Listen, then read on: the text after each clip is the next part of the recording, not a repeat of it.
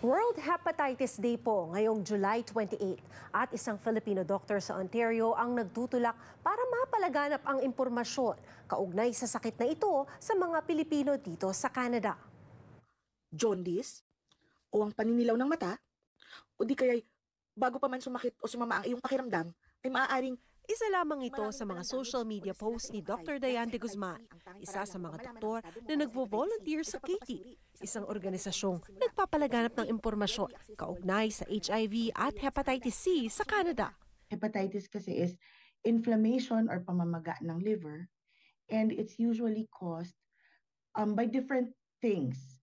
Pero isa sa mga nagkukos ng hepatitis is a virus, which is yun nga merong hepatitis A, B, and C. Si de Guzman, nagbibigay daw ng workshop sa Immigrants and Newcomers Program ng Katie mula 2012, partikular na sa mga Pilipino.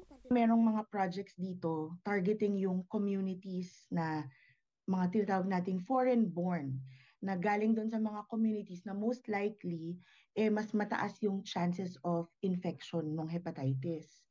So kasama ang Filipinos doon sa foreign-born na communities na binibigyan ng information about hepatitis.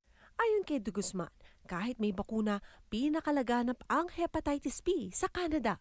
Nakukuha raw ang Hepa B sa pagpasa ng infected body fluids tulad ng dugo, seminal at vaginal fluid. Preventable yung disease through vaccination, pero wala siyang 100% cure. Ang gamot dito once ma-infect ka is just to control the virus para hindi na magkaroon pa ng more damage dun sa liver. Ang Hepa A naman, maaaring makuha sa kontaminadong pagkain o tubig. Ang Hepa C na itinutulak niyang malaman ng komunidad na kukuha raw mula sa infected blood. Di gaya ng Hepa A at B, wala pang bakuna ang Hepa C. Ani de Guzman, dahil hindi raw required lahat ng pumapasok ng Canada na magpa-hepatitis screening. Kapag may napansin na sintomas, mainam daw magpa-blood test agad.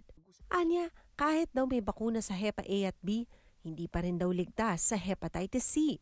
If you know what causes it, and then you get tested, you find out your status, then you can move forward. If do you need treatment or do you need to do like changes in your lifestyle para maiwasan mo yung risk factors. Treatment-wise, ang kagandahan naman, hepatitis C can reach 95% cure.